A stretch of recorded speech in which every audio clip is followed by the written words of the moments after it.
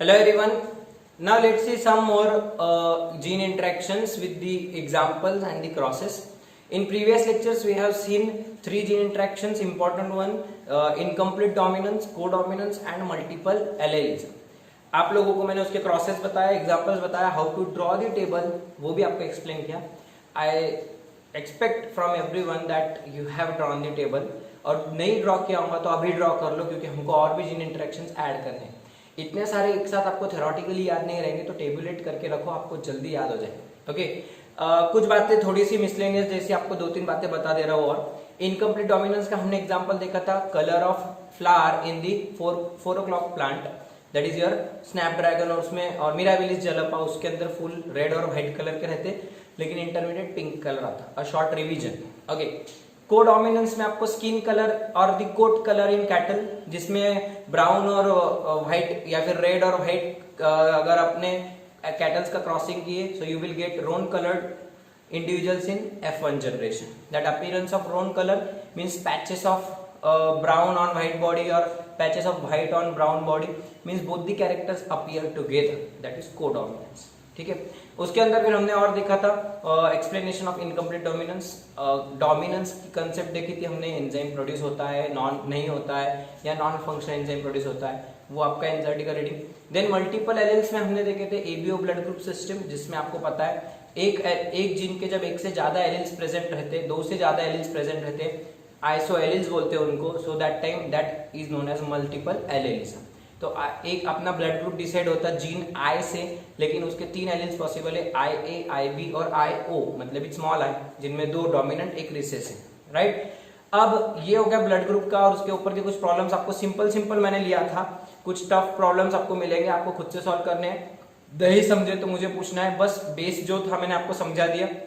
इसके बहुत सारे प्रॉब्लम्स फ्रेम हो सकते, हमने वो भी देखे. अब कुछ बातें मैं आपको बोल रहा हूं जो 2-3 आप नोट कर लो. कोडोमिनेंस में आपको एग्जांपल आपने जो लिखे थे कोट कलर के अलावा, वो आपको मैंने बोला था एक एग्जांपल आपने ढूंढना है. वैसे मल्टीपल एलिलिज्म का एक एग्जांपल आपको स्टेट बोर्ड में दिया हुआ है, जैसे कि आपके सामने फोटो आ रही है. Okay, this is the example given in state board text book, और जरूरी भी है. विंग शेप और the wings in Drosophila, shape of wings in Drosophila. Drosophila is a, जो ड्रोसोफिला है वो एक मक्खी रहती है. It is called fruit fly.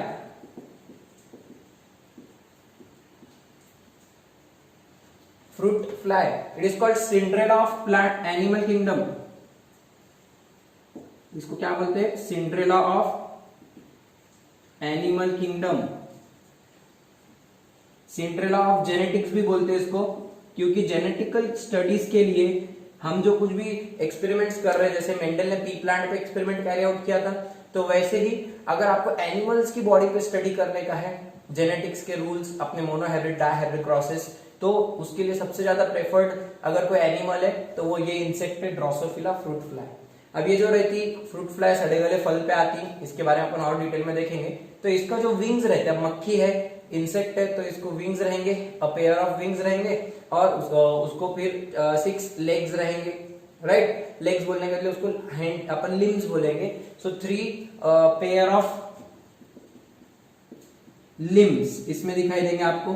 तो अगर मैं एक नॉर्मल मक्खी ड्रॉ करूं, 1 2 3 4 5 6. ओके, सो इसकी बॉडी इस तरीके से आर्थ्रोपोडा, इसके लिए फिर जॉइंटेड बॉडी रहेंगी. अब इसके ऊपर विंग्स प्रेजेंट रहेंगे, तो इधर एक विंग रहेगा और इधर से एक विंग रहेगा, नीचे से गया वाला, इस तरीके से. ओके, तो आपको नीचे की बॉडी अगर नहीं दिखी तो इस तरीके से मक्खी दिखाई देगी. करेक्ट. अब ये जो विंग्स है, इनका शेप डिसाइड करने वाले अलग अलग जीन्स रहते हैं. ऐसा नहीं है कि एक ही प्रकार के विंग्स रहेंगे, अलग अलग शेप के विंग्स रहेंगे. जैसे कि आप डायग्राम में देख रहे हैं normal wings, for example these are normal wings. दूसरा है आपको इसके अंदर ही दिया है निक्ड विंग्स. निक्ड थोड़े सा ऐसे, निक्ड विंग्स. ओके, उसी तरीके स्ट्रैप विंग्स, स्ट्रैप एकदम स्ट्रिप जैसे एकदम लंबे से, स्ट्रैप विंग्स. ओके, उसी तरीके से आपको लास्ट में दिख रहा है वेस्टिजियल विंग. एक है notched wings.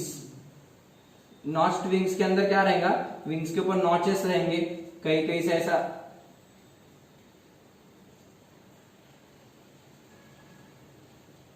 notch like structures are present. Okay so और लास्ट में रहेंगे वेस्टिजियल विंग्स, मतलब मक्खी तो रहेगी लेकिन उसको विंग्स नाम का कोई स्ट्रक्चर ही नहीं रहेगा, बेचारी को विंग्स के नाम पे ऐसा धोखा मिल जाएगा, वो विंग्स वेस्टिजियल विंग्स। वेस्टिजियल मतलब they are present but are of no use, the organs that are present but are non functional. So here vestigial wings मतलब है लेकिन कुछ काम की नहीं होगी। Normal notched strap, normal notch strap, nicked और आपका वेस्टिजियल। तो इनके आपको सिंबॉलिक रिप्रेजेंटेशन दिया है। नॉर्मल विंग्स के लिए आपको जो जीनोटाइप रहेगा वो वीजी प्लस, ओके प्लस मतलब नॉर्मल विंग्स, वीजी मतलब उसके विंग्स, तो विंग्स की स्पेलिंग डब्ल्यू से आती है I know, but the representation is given here so we have to consider it as it is VG plus. वैसे ही अगर नॉच्ड का रहा तो एनओ, निक्ड का रहा तो वीजी, एनई, एनआई सब स्मॉल वी, सॉरी वैसे वीजी स्ट्रैप का एसटी और वीजी वेस्टिजियल का एकदम स्मॉल में लिखे और ऊपर कुछ नहीं भी लिखे तो ऑटोमेटिकली वो समझ में आता। तो इसमें जो नॉर्मल विंग्स है आपके, ये नॉच्ड का एनओ है, ठीक है, ये नॉर्मल के लिए प्लस है, नहीं तो कंफ्यूज होंगे। एनओ मतलब नॉर्मल, एनओ मतलब नॉच्ड, ऐसे नॉच रहेंगे उसमें। निक्ड में ऐसे निक्स रहेंगे उसके अंदर, क्या सॉरी ये नॉच्ड है, ये निक्ड है, ओके। और स्ट्रैप मतलब वो वाले, और वीजी मतलब ये एब्सेंट है, और नॉर्मल मतलब ऐसे विंग्स। तो जब विंग्स ऐसे रहेंगे मक्खी के तो ये डोमिनेंट रहेगा, this is wild and dominant character, ये वाइल्ड कैरेक्टर है।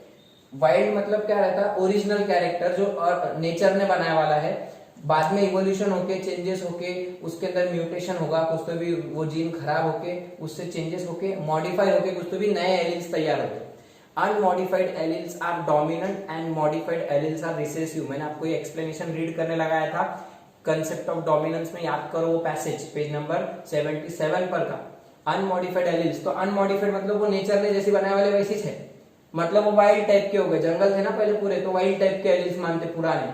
तो याद रखो wild alleles are always dominant, wild alleles are always dominant, start करके लिख लो ये बात। और उसमें जो मॉडिफाई होके बनते वो एलिल्स जो रहते दे आर रिसेसिव। तो ये जो लास्ट वाली रहेंगी जनरली ये रिसेसिव रहती, vestigial allele it is recessive, okay.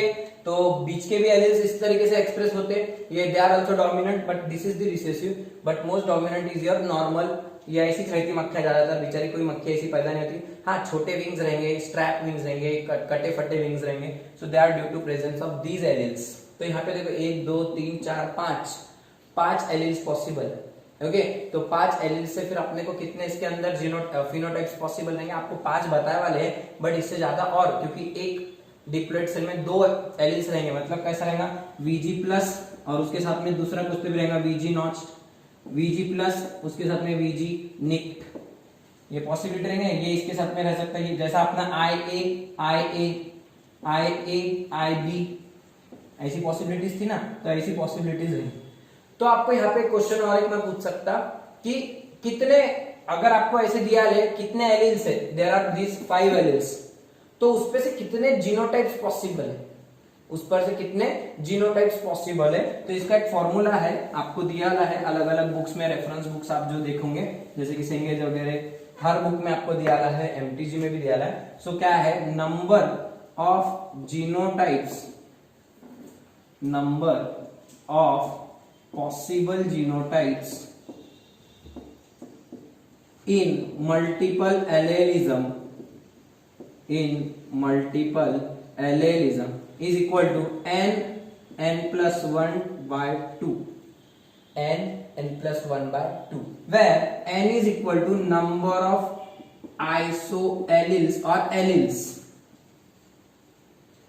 of gene, जो जीन दिया है उसके एलिल्स कितने। जैसे कि मैं ब्लड ग्रुप के ऊपर से बोलता, ब्लड ग्रुप में कितने जीन्स थे, एक ही जीन है लेकिन उसके एलिल्स कितने थे, 3 थे, IA, IB, IO, बराबर है, IA, IB, IO 3 एलिल्स थे, मतलब n कितना था अपना 3 था, n is equal to 3, put the value n is equal to 3 for AB blood group. कितने जीनोटाइप्स बनते देखो, 3 plus 1 कितने, 3 और 1 4, 4 3 12, 12 के आधे 12 by 2 it will be 6, 6 genotypes, number of possible genotypes in multiple allelism is 6। बराबर है क्या? 6 जीनोटाइप कौन से बनते? IA small I, IB small I, वैसे IAIB और स्मॉल आई 6 पॉसिबल जीनोटाइप्स बनाए थे क्या अपन ने? सिंपली फॉर्मूला याद रखने का n+1/2, n+1/2। आपको कितने एलिल्स दिया ले? तुमको 50 भी एलिल दिए, तुमको बोले और एक क्वेश्चन इफ 5 एलिल्स, जैसे कि अभी के एग्जांपल में 5 एलिल्स प्रेजेंट है, तो क्या करने का? n=5 रख देने का। क्या रहेगा फिर? 15 आएगा क्या आंसर? अरे बराबर है क्या? Right. So this kind of questions can be also asked. For example आपको क्वेश्चन क्या दे सकते हैं? in an organism a gene is showing multiple allelism, it has 40 alleles, yes, इतने भी रह सकते। so 40 alleles मतलब क्या होगा? आपके n की वैल्यू कितनी हो गई? 40। so how many genotypes are possible? तो करो इसको 40 रख के वैल्यू निकालो, आपको आंसर आ जाएगा। Possible genotypes is equal to this. If n is equal to 10 अगर एलिल्स है उसको तो 55 आंसर आता। मतलब क्या है? ये फॉर्मूला इतना इजी है, इसके ऊपर से आप नंबर ऑफ जीनोटाइप्स निकाल सकते हैं इन मल्टीपल एलेलिज्म। मैं सिर्फ मल्टीपल एलेलिज्म में रूल यूज करने का, ये दूसरी जगह यूज करने का नहीं। ठीक है, समझ में आया ये वाला एक point? Note down this one. इसको आप एक्सरसाइज के जैसा भी यूज कर सकते हो। वहां पे अपन ने जो प्रॉब्लम्स लिए अपने ब्लड ग्रुप के, वहीं पे एक क्वेश्चन डाल दो बना के इसका कि how many genotypes are possible in multiple allelic gene having 10 alleles. How many genotypes are possible in multiple allelic gene having 10 alleles? लिख लिए तो आंसर 55 आना चाहिए उसका by this formula. Okay, so this is about multiple alleles. इसका example और एक दूसरा ऐड करें अपन ने, ये अपना अभी विंग्स का, तो उसी तरीके से एक तीसरा एग्जांपल ऐड कर लो उसके अंदर। Self sterility in tobacco, self sterility in tobacco. अभी एक्सप्लेनेशन को जरूरत नहीं है, बस एग्जांपल याद रखो। क्या प्रॉब्लम है? Examples of multiple allelism. तो पहला एग्जांपल अपन ने क्या ऐड किए? ABO blood group. दूसरा एग्जांपल अभी देखे अपन ने wing shape in wings in Drosophila. वैसे तीसरा एग्जांपल क्या लिखने का? सेल्फ स्टेरिलिटी इन टोबैको, और वैसे self compatibility in your evening primrose. Oenothera lamarckiana, आपके ह्यूगो डी राइस का म्यूटेशन थ्योरी का प्लांट इवनिंग प्राइमरोस म्यूटेशन उस पर स्टडी किया था। अब ये दो तो देख लिया। तीसरा देखो self sterility. What is self sterility? हमने ये देखे थे सेक्सुअल रिप्रोडक्शन इन प्लांट्स में, उसमें आउटब्रीडिंग डिवाइसेस देखे थे कि कोई भी प्लांट का जो पोलन ग्रेन रहता, फॉर एग्जांपल एक फ्लावर है, वो फ्लावर का पोलन ग्रेन उसकी खुद की स्टिग्मा पे जर्मिनेट नहीं होता। बराबर है, क्योंकि अगर खुद का खुद में जर्मिनेट हो गया मतलब वो सेल्फ पॉलिनेशन हो गया, और सेल्फ पॉलिनेशन से कोई चेंजेस नहीं आएंगे। इसकी वजह से क्या करते हैं? Plants try to avoid self pollination and hence what happens? Own pollen grain is not able to fertilise own ovule, उसके खुद के ओव्यूल को फर्टिलाइज नहीं कर सकता। तो इसके लिए जो जीन्स रिस्पॉन्सिबल रहते हैं, कुछ ऐसे केमिकल्स प्रोड्यूस होते हैं, कुछ ऐसे प्रोटीन्स रहते हैं जो वो पोलन ग्रेन को वहां पे जर्मिनेट होने ही नहीं देते। तो ऐसे जो प्रोटीन्स रहेंगे वो तैयार करने वाले कुछ जीन्स रहते हैं टोबैको में, तो वो क्या करते हैं? That genes will provide self sterility, means own pollen grain can not germinate on the same flower in tobacco. इसके कम से कम 4 जीन रहते हैं। एस जीन रहता है वो सेल्फ स्टेरिलिटी वाला, S1, S2, S3, S4 ऐसे 4 रहते हैं उसके। अब 4 है तो n इज इक्वल टू 4, तो कितने जीनोटाइप्स पॉसिबल रहेंगे उसके? 10 जीनोटाइप्स पॉसिबल रहेंगे। तो टोबैको में फिर इस तरीके से S gene having 4 alleles, S1, S2, S3, S4, it provides self sterility, that is own pollen grain can not germinate on the same flower. Okay, उसी तरीके से सेल्फ कंपैटिबिलिटी, ये अपन जो देखे ऊपर का, ये सेल्फ इनकम्पैटिबिलिटी, मतलब खुद का पोलन ग्रेन खुद पे जर्मिनेट नहीं हो रहा, इनकम्पैटिबल है वो पोलन ग्रेन। लेकिन इनोथेरा में क्या होता है? इवनिंग प्राइमरोस में क्या होता है? सेल्फ कंपैटिबिलिटी रहती, मतलब खुद का पोलन ग्रेन भी खुद के फ्लावर पे जनरेट हो सकता, जर्मिनेट हो सकता। तो इसके कम से कम 40 जीन्स एलील्स रहते। अगर रेड फ्लावर लिए ऐसा तो उसके तो 50 एलील्स रहते। मतलब ऐसे कुछ एलील्स रहेंगे जो वो ऐसे प्रोटीन्स तैयार करेंगे जिससे वो खुद का पोलन ग्रेन भी वही का वही पे कंपैटिबल बन जाता, वो जर्मिनेट हो जाता। नॉर्मली क्या करते प्लांट सेल्फ पॉलिनेशन को अवॉइड करते और क्रॉस पॉलिनेशन को प्रमोट करते, लेकिन यहाँ पे जो प्लांट है इवनिंग प्राइमर्स वो सेल्फ कंपैटिबल हो रहा, मतलब उसके खुद के पोलन ग्रेन को वहां पे जर्मिनेट होने देना चाहता है। Means own pollen grain can germinate here and for that there are 40 alleles. अब n इज इक्वल टू 40 रख के वो वैल्यू निकालो। अगर रेड फ्लावर में इसका पांचवा एग्जांपल डाल दो, red flower in evening primers, तो उसमें 50 एलील्स, मोर देन 50 एलील्स ऐसा भी रहता है। तो कई एग्जांपल्स है दुनिया में मल्टीपल एलेलिज्म के, जिनसे बहुत सारे प्रकार के अलग अलग चीजें तैयार होती। ओके, अलग अलग उससे फिनोटाइप्स बनते और जीनोटाइप्स भी पॉसिबल है। समझ में आया मल्टीपल एलेलिज्म कितना इंपॉर्टेंट है, उसके सारे डिस्कशन समझ में आए। एक लास्ट लाइन बस नोट करके रखो, मल्टीपल एलील्स, ये लाइन लिख के रखो, do not undergo crossing over, do not undergo crossing over. Simple है, व्हाई? बिकॉज मल्टीपल एलील्स भले ही 5-5, 10-10 रहते, कितने भी रहते, लेकिन एक साथ एक बॉडी में सिर्फ 2 एलील्स प्रेजेंट रहेंगे, क्योंकि एक एलील इधर रहेगा एक जीन पे, एक क्रोमोसोम पे, दूसरा एलील उसका पेयर में रहेगा। आई ए रहा तो इधर आई बीच रहेगा, आई ए रहा तो आई एच रहेगा। तो ये कभी भी क्या होता, एक दूसरे के क्रॉसिंग ओवर इनका नहीं होता, दूसरे क्रोमोसोम के साथ में क्रॉसिंग ओवर नहीं होता, क्योंकि ये बहुत इंपॉर्टेंट फैक्टर्स रहते हैं यहाँ पे, ये ऐसी जगह पे प्रेजेंट रहते हैं जहाँ पे क्रॉसिंग ओवर नहीं होता। Okay, so multiple alleles never undergo crossing over, ये लाइन ट्रू रहेगी। इसको अंडरलाइन करके स्टार करके नोट करके लिख लो बोर्ड की बुक में, आपकी स्टेट बोर्ड की, एनसीईआरटी की, दोनों बुक्स में लिख के रखो। So multiple alleles do not undergo crossing over. Clear?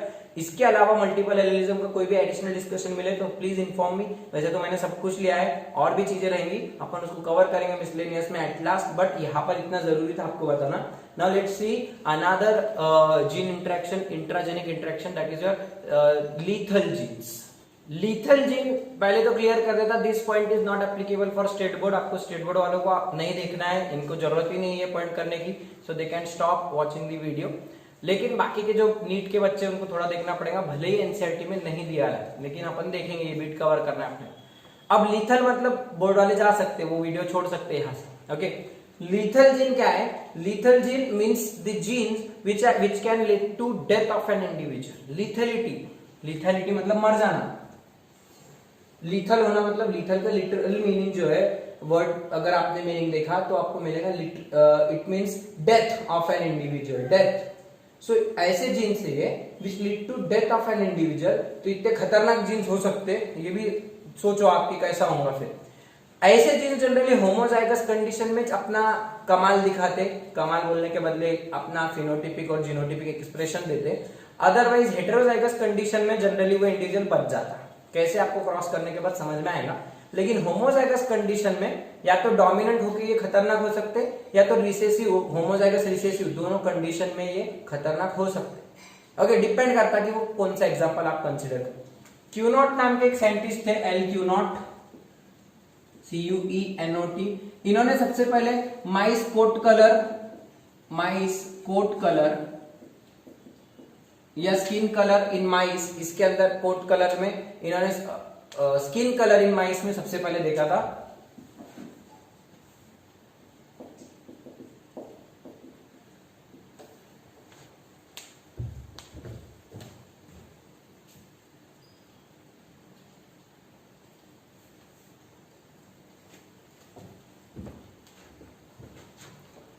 Mouse की बॉडी कलर,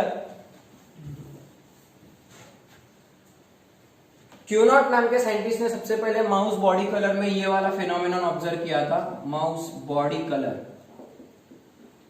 ओके, तो क्यूनॉट ने सबसे lethal genes L Cuenot, starting में उनके नाम की एल से, लीथल के जैसे याद रहेगा, and mouse coat colour, mouse body colour में उन्होंने ये ऑब्जर्व किया। अब नॉर्मली देखा जाए तो ब्लैक बॉडी कलर के या ग्रे बॉडी कलर के अपने को माउस दिखाई देते, लेकिन येलो बॉडी कलर वाले माउस कभी प्रेजेंट नहीं रहते। ओके, येलो वाला माउस कभी नहीं देखे अपन ने, येलो वाला पॉसिबल ही नहीं है। लेकिन हाँ, ब्लैक और ग्रे कलर का दिखाई देता। आप बोलेंगे सर व्हाइट भी रहता। मैं कोट कलर, मैं उसके हेयर कलर की बात नहीं कर रहा, उसकी स्किन की बात कर रहा। अगर आपने माउस को पूरा ट्रिम कर दिया, उसके हेयर पूरे निकाल दिए, तो फिर उसके बाद जो एकदम पूरा माउस बचेगा उसका स्किन कलर आपको दिखेगा, तो वो उसका बॉडी कलर रहेगा। हेयर कलर की बात नहीं कर रहा मैं, ध्यान से सुनो, ध्यान से लो एग्जांपल, ध्यान अच्छे से। ओके, सो अगर येलो कलर की बॉडी पॉसिबल है, उसकी स्किन येलो नहीं हो सकती, या तो ब्लैक नहीं है तो ग्रे बॉडी स्किन रहेगी उसकी। ओके, और व्हाइट नहीं रहती स्किन कभी भी, व्हाइट उसकी स्किन या तो ब्लैक रहेगी या तो ग्रे रहेगी, और उस पर व्हाइट हेयर प्रेजेंट रहेगी। ओके, तो अब ये ऐसा क्यों रहता है, येलो कलर की बॉडी वाला क्यों नहीं रहता? Because this body colour of mouse is controlled, mouse body colour is controlled by a gene called Y gene. अपन उसको डिनोट करेंगे कैपिटल वाई से। So which gene is responsible for controlling the mouse body colour और body colour in mouse? It is your Y gene. अब इसके फिर दो alleles रहेंगे, अपन मल्टीपल एलील्स हो गया, अब आगे बढ़ो, अब नॉर्मल में आ जाओ। तो एक जीन के दो एलील्स रहते, तो इसके दो एलील्स पॉसिबल रहेंगे। Y gene has two alleles, capital Y dominant which is responsible for yellow color of skin, and small y which is responsible, it is recessive, which is responsible for your black or gray color। तो अपन black इस लेंगे, black और gray color। Okay, तो अभी अपने जैसा height वाला gene रहता, height is dependent on one gene. Okay, it has capital T tallness dominant और रिसेसिव स्मॉल टी डॉर्फनेस। वैसे चाहिए स्किन कलर येलो डोमिनेंट है और ब्लैक कलर रिसेसिव है, एक कैपिटल वाई एक स्मॉल वाई से रिप्रेजेंट है। ठीक है, अब अगर इनकी तुमने अगर माउस कलर की अगर अपने को स्टडी करने की, तो अपन क्रॉस करेंगे। अब येलो माउस तो अपने को मिलने से रहा, येलो माउस मिलने से पहले अपन जीनोटाइप बना लेंगे। क्या क्या पॉसिबल जीनोटाइप बनते देखो, मतलब क्रॉस तो हो ही जाता बाद में, पहले जीनोटाइप। हाँ, capital Y capital Y capital Y small Y small Y small Y. Capital capital क्या रहता, येलो कलर बनाएगा क्योंकि दोनों डोमिनेंट है तो दोनों येलो बनेंगे। ये क्या है, कैपिटल वाई स्मॉल वाई, ये भी येलो बनाएगा लेकिन हेटेरोजाइगस येलो, क्योंकि एक स्मॉल वाई है, ये होमोजाइगस येलो है। ठीक है, ये हेटेरोजाइगस येलो है। ओके, ये लिख के रख लो टेबल कैसा बना के, ये भी लिख के रखो points. And lastly homozygous black और ग्रे जो भी रहेगा माउस कलर। तो ये अपने पास जीनोटाइप्स पॉसिबल रहेंगे और उनके ऊपर से फिनोटाइप्स निकलेंगे, राइट। तो मैं क्या बोल रहा हूँ, व्हाइट कलर का जो येलो कलर का माउस कभी नहीं दिखता। हाँ, अपने को हेटेरोजाइगस येलो मिलेगा, ये वाला माउस मिलेगा, लेकिन होमोजाइगस येलो वाला माउस कभी जिंदा नहीं रहता, वो मर जाता। जबकि ब्लैक कलर का मिलता अपने को, सबसे कॉमन ये मिलते।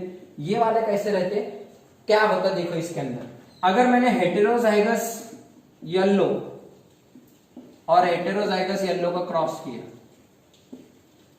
कौन है तुम्हारे फिनोटाइप्स, हेटेरोजाइगस। पेरेंट कौन है तुम्हारे, मेल फीमेल जो रहेगा, फीमेल मेल। ओके, वो फीमेल का सिंबल, वो मेल का सिंबल। अब इसके जीनोटाइप्स लिखो क्या रहेंगे, दोनों हेटेरोजाइगस येलो है।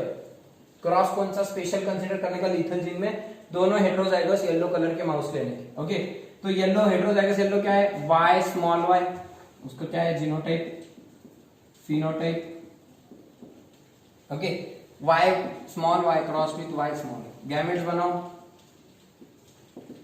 y small y cross with y small y। अब इसका टेबल बनाओ F1 का, डायरेक्ट टेबल बनाना पड़ेगा, डायरेक्ट जोड़ो मत, ऐसा अलग अलग है ना गैमेट्स। तो F1 इसका टेबल क्या बनेगा,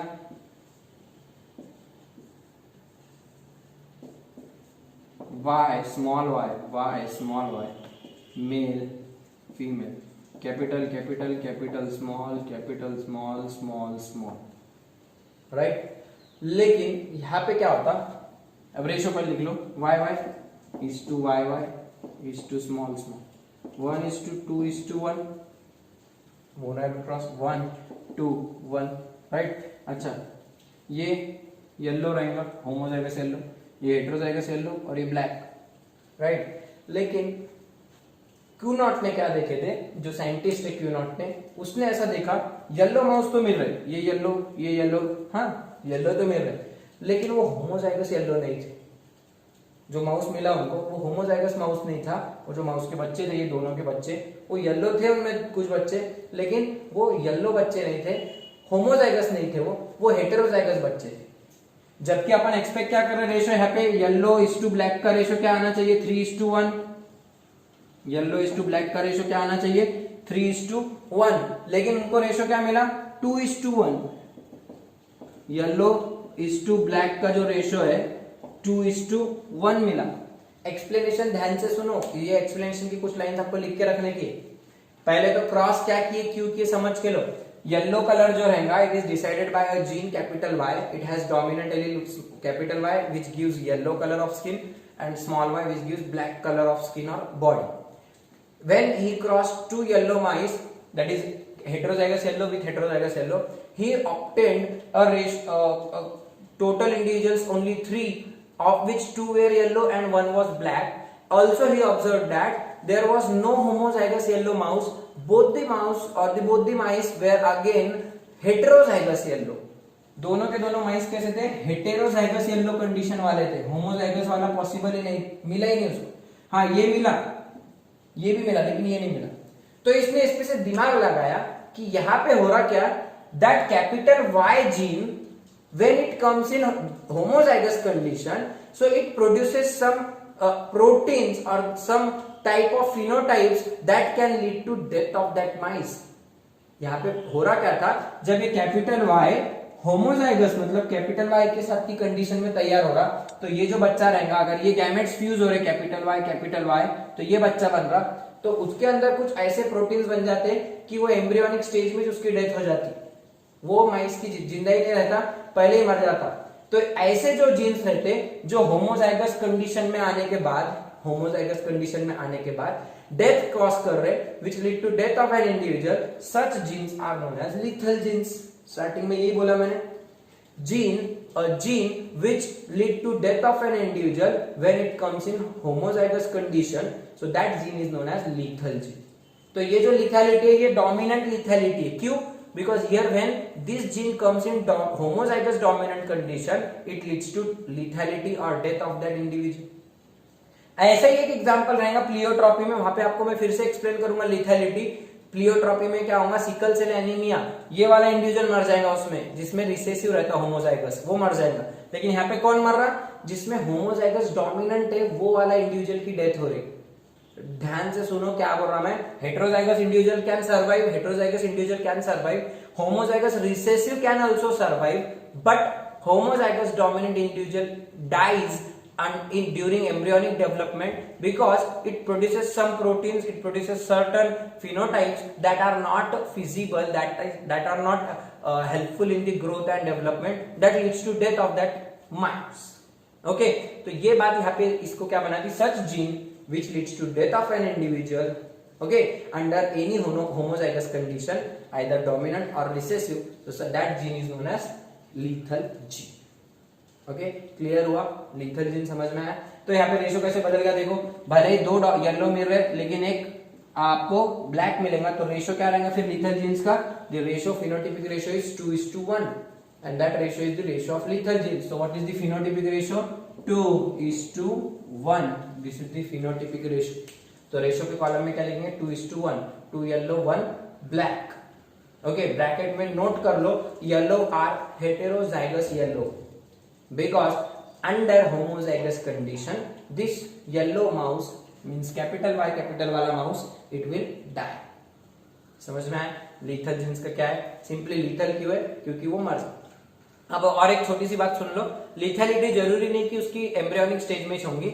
अगर वो बच्चे, इसके 3 प्रकार रहते, मरने के 3 टाइप्स रहेंगे, इसके मरने के भी प्रकार रहते, देखो 3 प्रकार से मर सकता हो।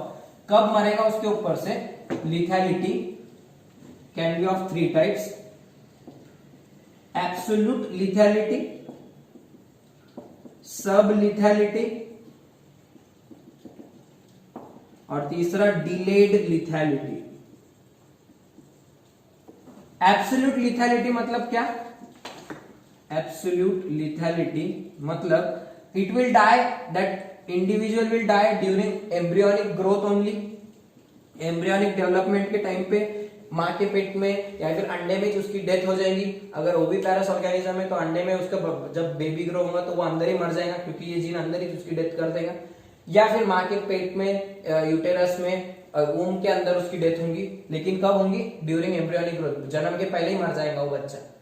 तो जब जन्म के पहले ही मौत हो जाती तो उसको बोलते हैं एब्सोल्यूट लीथैलिटी, कि वो पहले उसको जन्म भी नहीं अंदर और मार देने, इतना खतरनाक जीन है। हाँ, कुछ जीन्स ऐसे रहते हैं लिथल तो रहेंगे लेकिन उसको रिप्रोडक्टिव एज के पहले थोड़ा बड़ा होने देंगे, जन्म होगा उसका, उसकी रिप्रोडक्टिव एज आएंगी, लेकिन जैसे रिप्रोडक्टिव होने लगेगा क्यों मर जाएंगे। So death before reproductive maturity, death before attaining reproductive maturity, death before attaining reproductive maturity, so that is known as sublethality, मतलब थोड़ी सी जिंदगी जी रहा और मर जा। और डिलेथ क्या है इसमें, after sexual maturity, after sexual maturity मतलब वो 18 प्लस, फॉर एग्जांपल ह्यूमन की बात करें तो सेक्सुअली मैच्योर कब होते हैं, जब अपना एडोलेसेंट एज 12, 13 टीन एज अपना शुरू हुआ था, प्यूबर्टी आ जाती, तो तब उसकी डेथ उसकी कभी भी हो सकती है, उसके तुरंत बाद में जैसे ही सेक्सुअली मैच्योर हो जाए उसकी डेथ हो जाएगी। तो ऐसे अलग अलग प्रकार से वो जीन वर्क कर सकता है, या तो एम्ब्रियोनिक स्टेज में उसकी डेथ कर देगा, या उसको कुछ टाइम की उसकी चाइल्डहुड वगैरह, जैसे अपन ह्यूमन की बात करें तो उसमें वो उसकी डेथ हो जाएगी, तब उसके बाद सेक्सुअल मैच्योरिटी के पहले डेथ होगी या सेक्सुअल मैच्योरिटी के बाद डेथ। एब्सोल्यूट सबलिथैलिटी और डिले मतलब देर होगी ना यहाँ पे थोड़ी सी, लेकिन मरना पक्का है, उसकी मौत फिक्स। तो मरने की वजह से क्या होता, एक इंडिविजुअल मर गया तो उसको अपन गिनती में नहीं लेंगे, एक इंडिविजुअल की डेथ होगी तो अपन उसको गिनती में नहीं लेंगे, तो अपने पास कितने इंडिविजुअल बचते, 1 2 3। So there is death of one individual and hence the ratio that we were expecting, that it was expected, the ratio was 3:1, expected ratio was 3:1, but due to that death of one individual ratio becomes 2:1। देखो वाला, due to death of one individual the ratio in lethal gene becomes 2:1, 2 yellow 1 black। समझ में आया? Okay, अगले example में pleiotropy में ये वाला मर जाएंगे, ये जिंदा रहेगा, होमोजाइगस डोमिनेंट अच्छा रहेगा लेकिन होमोजाइगस रिसेसिव वहां पे खतरनाक रहेगा। लेकिन हेटेरोजाइगोट्स को कुछ होता क्या, नहीं, हेटेरोजाइगोट्स को कुछ नहीं होगा, यहाँ पे हेटेरोजाइगोट्स मजे में रहेंगे एकदम। Okay, so this is all about your lethal genes. इसके और एग्जांपल्स आपको एक एक सर्च करने का आपको हर बार काम दूंगा मैं, हर बार मैं जो कुछ भी फिनोमेनन बता रहा हूँ उसके एडिशनल एग्जांपल्स आपको सर्च करने के, नोट करके रखने के, उसमें क्या एग्जांपल दिया है आपको खुद से थोड़ा सा इजी रहेगा, सेम पैटर्न से उसका वर्क होगा। तो इस तरीके से लीथल जीन्स वर्क करते हैं and the ratio gets modified to 2:1। So आपको एमसीक्यू मिलेगा what is the ratio of lethal genes, so phenotypic ratio is 2:1। okay, why it gets modified, because of death of one individual either in homozygous dominant or homozygous recessive condition। लेकिन चूहे के लिए याद रखने का, yellow colour का चूहा homozygous dominant condition में मर जाता, ब्लैक कलर का चूहा होमोजाइगस रिसेसिव कंडीशन का रहने की वजह से जिंदा रहता। समझ में इजी कैसा याद रखने का, वो टेबल अपन ने निकाल दिया, ये सब कर लिए। Okay, so I will stop here, I will start with intergenic interaction. Intergenic मतलब दो जीन्स के बीच में कैसा इंटरेक्शन होता और उसके examples crosses in our next lecture.